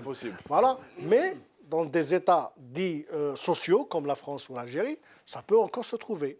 Donc moi, je dirais que si l'État se retire définitivement, il vaut mieux signer la mort du professionnalisme, il n'y aura pas de truc. D'autant plus, j'ai une petite information, je crois savoir qu'il y a un grand sponsor qui est actuellement privé, qui supporte quand même pas mal de clubs, a décidé de se retirer. Oui. Donc, franchement, je ne sais pas comment... Ce sera la catastrophe pour ces clubs. Ah oui, pour le moment, je ne vois pas où est-ce qu'elle est. Il n'y aura plus de ressources financières. Et franchement, ça, c'est plafonner les salaires, ou ça, c'est des petites réformettes. Ce n'est pas comme ça. Alors, vous avez parlé, juste un petit exemple, Nasser Bouich. Après, je vous donne la parole à vous et à Sid Hamid Kherdis. Je vais préparer un tout petit exemple par rapport à un petit pays européen qui n'est autre que la République tchèque. Alors, c'est quoi la monnaie de la République tchèque? C'est le couronne. Alors, c'est près de 45 millions d'euros. C'est le montant de la somme que le football professionnel de la République tchèque rapporte annuellement à l'État. Par ailleurs, sur le plan, c'est un article que j'ai trouvé sur Internet, les 2 premières divisions du championnat de la République tchèque génèrent ensemble un peu plus de 5800 emplois. Parce qu'il faut dire qu'en Algérie aussi, il n'y a pas d'emploi dans les clubs. Il y a l'entraîneur, il y a le préparateur physique et les joueurs, c'est tout. Non, il y a aussi la garde rapprochée. Et donc, tels sont les 2 principaux enseignements d'une étude réalisée par la société KPMG. Alors, l'étude en question, qui s'est basée notamment sur les rapports annuels des 32 clubs qui dépensent donc 98 millions d'euros en l'espace d'un an. Sur ce total, près de 45 millions d'euros consacrés au salaire des joueurs et au financement des clubs. Le reste étant le salaire des autres employés du club, parce qu'on sait qu'ils sont nombreux dans un vrai club professionnel. Il y a le secrétaire, il y a le secrétaire général, il y a l'administration, il y a des chauffeurs. Exactement. Et comment ils développent aussi Alors, il y a 16 millions d'euros sont destinés aux investissements dans les stades. Les spectateurs dépensent 8 millions d'euros, tandis que 9 millions d'euros sont consacrés aux paris sur les matchs. Au total, le montant est dépensé, des dépenses liées à l'activité du football est estimé à 133 millions d'euros. Et pourtant, c'est un petit pays où il n'y a que 5000 supporters au stade par saison. C'est un petit pays capitaliste. Et c'est un chiffre d'affaires d'ensemble. Je termine juste avec les chiffres d'affaires. Un chiffre d'affaires d'ensemble d'environ 260 millions d'euros. Sur cette somme, 14 millions sont reversés à l'État. C'est le football qui reverse à l'État. C'est l'État qui gagne de l'argent grâce au football. Donc, fiscalité.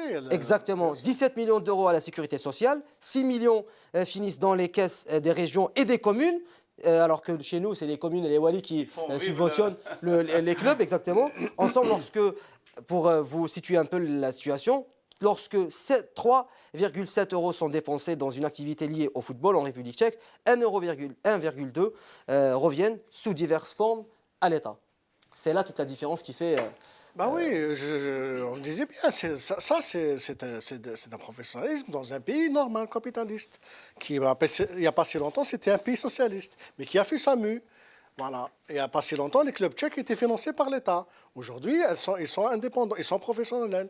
Mais on leur donne aussi les moyens d'avoir des rentrées d'argent. C'est-à-dire qu'ils ont la billetterie de leur stade et ils ne vendent pas la place à 100 dinars.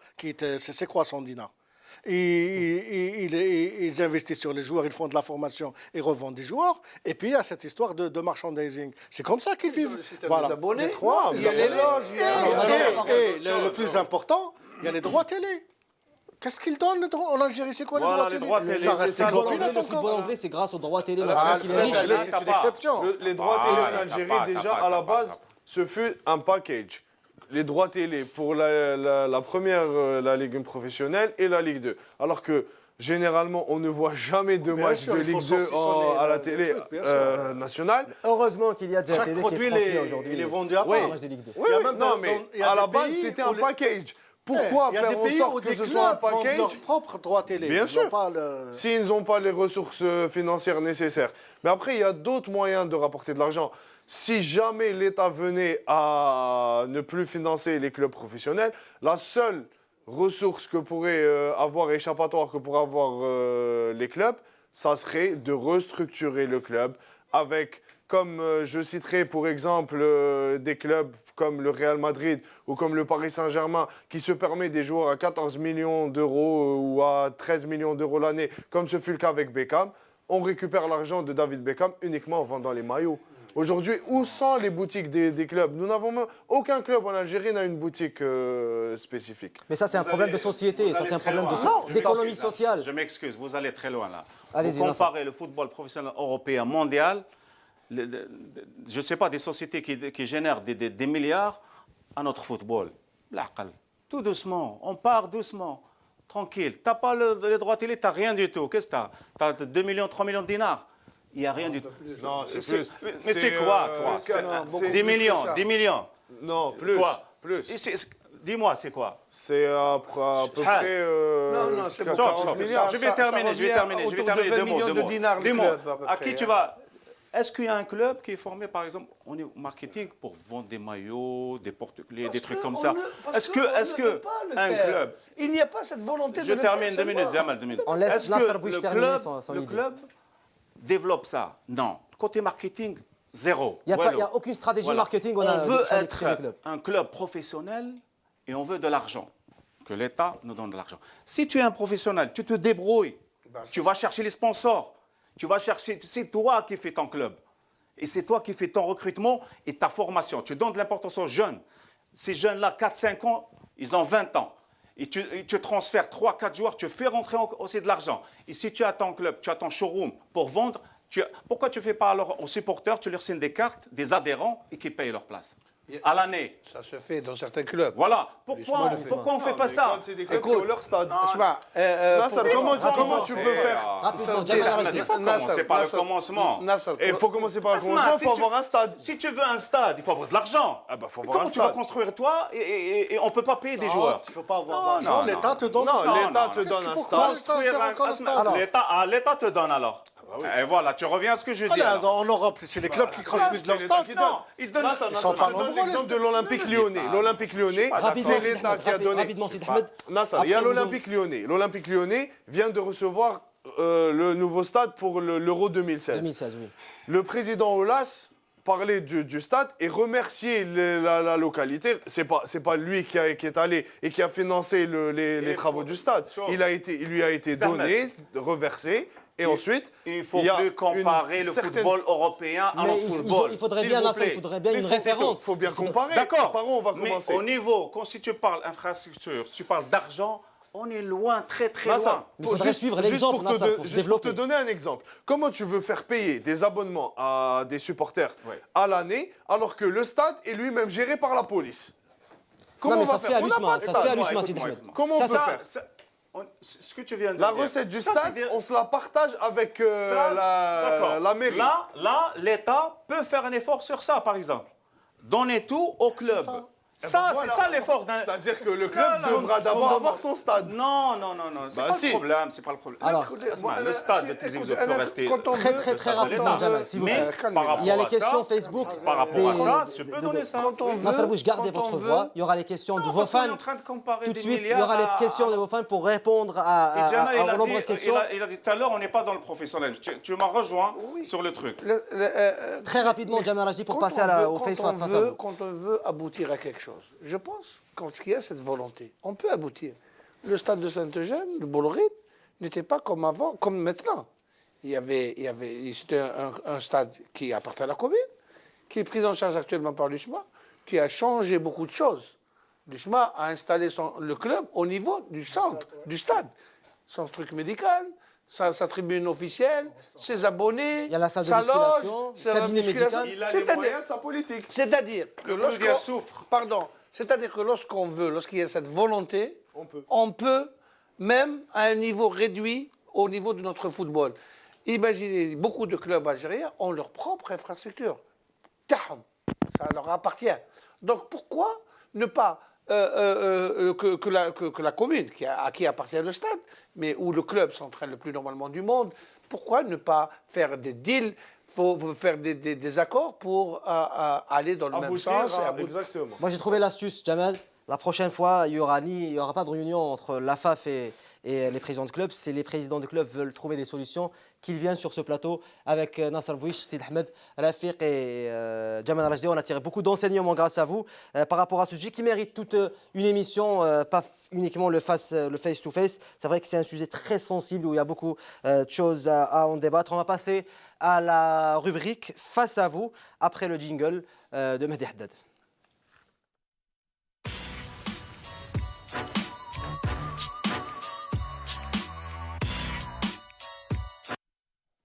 Et Nasser Bouich qui ne veut pas se calmer.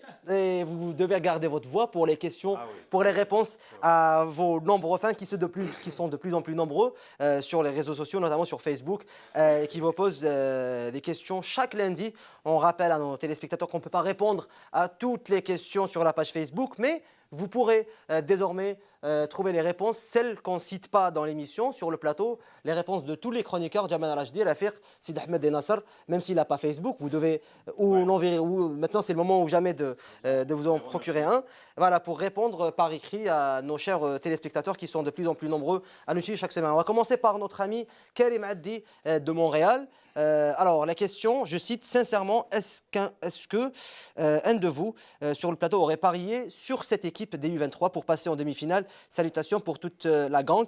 Merci Karim Addi. Je pense qu'on a répondu tout à l'heure à cette question. On s'excuse Karim, puisqu'on n'a pas beaucoup de temps. Je présume que personne n'aura parié. Sauf toi. À ce que j'avais un tout petit pressentiment parce qu'il y a de très bons joueurs comme Chita et Ben Khamassa et Farhat et d'autres. On a un peu parié sur les individualités de certains joueurs. n'ont jamais fait une équipe. Bah, finalement, si, hein, Ils peuvent gagner un au match. Ils Sénégal. peuvent gagner un match. Alors, on passe à la deuxième question. Amiro Terzi, question pour Bouich Nasser. Alors, après son bon rendement durant cette CAN U23, Farhat doit-il quitter le championnat algérien, Nasser? Farhat, il a les qualités pour aller jouer à l'étranger. Il peut, notre football, s'il arrive à un moment où on ne peut plus progresser, on ne va pas dire qu'il va stagner, il va reculer, mais s'il part à l'étranger, il peut encore progresser, il va avoir un autre rythme, une autre charge de travail, et notre équipe avec des très bons joueurs, il peut progresser. Mais il a les qualités de partir à l'étranger. Alors, Khaled Beki de Montréal, ils sont très nombreux. Nos amis de Montréal à nous suivre grâce au lien streaming qu'on partage sur la page Facebook de l'émission, FaceFoot. Question pour Ami Tirma, il ne savait pas que j'allais présenter l'émission. Nomination de Saadi en tant que DTS à l'USMA. Ne doit-on pas s'attendre à un remake de l'année de Simondi? J'ai dit Saadi. Saadi, oui. Eh ben, je l'espère vraiment le retour de Nordin Saadi à l'USMA, pourquoi pas. Donc, nomination de Simondi en tant que DTS à l'USMA. Ne doit-on pas s'attendre à un remake de l'année passée, Velud Pfister, qui j'espère ne sera pas le cas vu les excellents résultats de l'équipe. Très franchement, on ne le pense pas. Très franchement, avec les résultats, très bons résultats de Miloud Hamdi. On rappelle que Simondi a été nommé DTS des jeunes catégories à l'USMA pour avoir un projet à long terme avec les Mustafa Eksour qui existe déjà, le DTS de l'USMA qui existe depuis plus de 30 ans, Jamal Rajdi à l'USMA qui fait du bon boulot. C'est grâce à lui que Farhat Belkhamassa et les autres ont atterri à l'USMA. Il les a dénichés de certains clubs. Ce qui est bien à l'USMA maintenant, c'est qu'il y a Mohamedi, le préparateur physique, il y a Hamdi, l'entraîneur, et il y a Simondi. Donc ça va, on risque pas de se tromper. On risque pas de se tromper des amis. Alors on passe à la quatrième question, Salahdine Oukali. Après avoir donné son accord de principe pour jouer avec les Verts, Yassine Benzia de Lille, pensez-vous que le sélectionneur Kisson Gourcuff a enfin trouvé l'attaquant compatible à son 4-4-2, c'est-à-dire un attaquant qui peut jouer dos au but? Si oui, est-ce que la place de Slimani est en danger? Question pour vous, puisque vous êtes attaquant. Et il y aura le défenseur Sid Hamid qui va répondre aussi. Slimani par rapport à Benzia. Est-ce que Christian Gourcuff a trouvé le joueur adéquat pour sa tactique, la fameuse tactique 4-4-2? Est-ce qu'il va détrôner Slimani aussi? Oh, je pense que c'est le terrain qui va parler. Hein. C'est ce qu'il va faire dans des matchs, dans les chances qu'il va lui donner l'entraîneur. Mais je pense que Slimani, aujourd'hui, il a montré beaucoup de choses. Il est titulaire, mais dans certains schémas tactiques, il n'y a que l'entraîneur qui fait son choix pour que le joueur donne le maximum. Rapidement, Slimani. Bon, moi je dirais que nous ne voulons plus d'un joueur qui détrône Slimani, mais plutôt quelqu'un qui soit complémentaire avec Slimani. Voilà. Et par ce que fait Benzia à Lille, il avait marqué un super but. Un doublé. Enfin, je parle du super but qu'il avait inscrit d'une reprise de volée des 20 mètres. Je pense que c'est un attaquant qui pourra apporter un plus à l'équipe nationale. Alors, Moumou Lemdani, bonsoir tout le monde. Ma question s'adresse à l'excellent Rafiq Habib. Voilà, la voici. L'excellent Rafiq Habib, la voici. Est-ce que, je cite, est-ce que notre équipe olympique vous a surpris, puisque très peu de gens, surtout vous les journalistes, ont cru à l'exploit de se qualifier à la demi-finale? Et merci de me répondre. Vous avez répondu tout à l'heure que, effectivement, ça vous a surpris. Ah oui, moi je suis honnête. Je ne croyais pas du tout aux chances de cette équipe.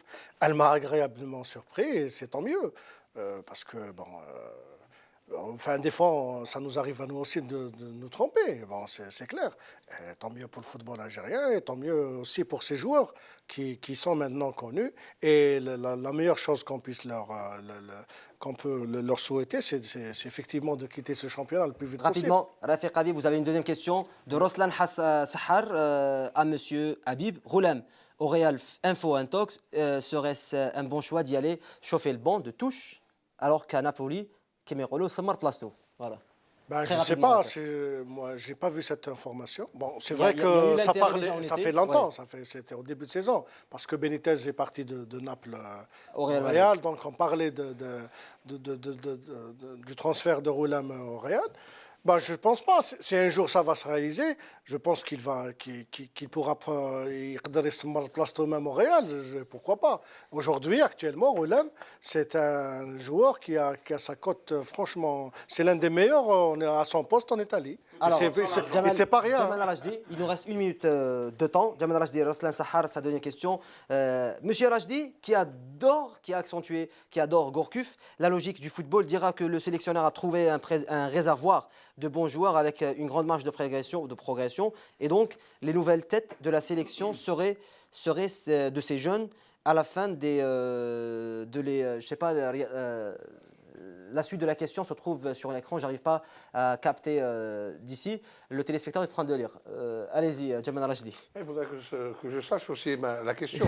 Est-ce que ça ne représente pas un réservoir pour Gourcuff? Mais c'est évident que l'équipe olympique maintenant, qui est en même temps l'antichambre de l'équipe A, avec ce que nous avons vu au Sénégal, et j'espère que les joueurs iront jusqu'au bout de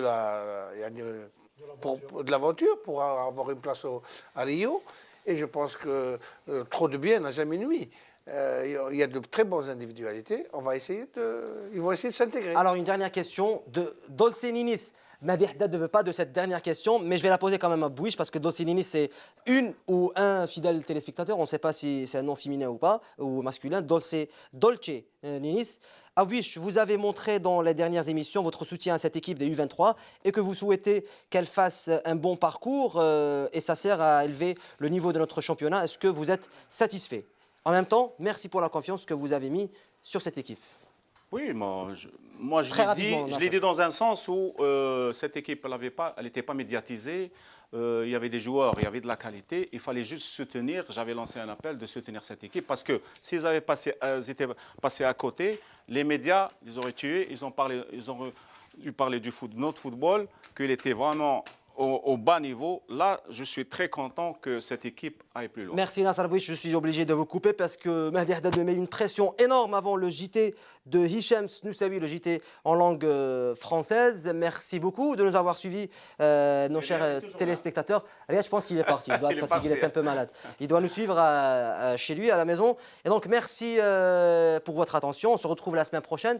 Il y aura Riyad Belkhadim qui sera de retour sur cette chaîne. Merci beaucoup. On se retrouve en tout cas la semaine prochaine avec Riyad et toute l'équipe sera présente pour un nouveau numéro de Face Foot. Merci pour votre attention. Au revoir et bonne soirée.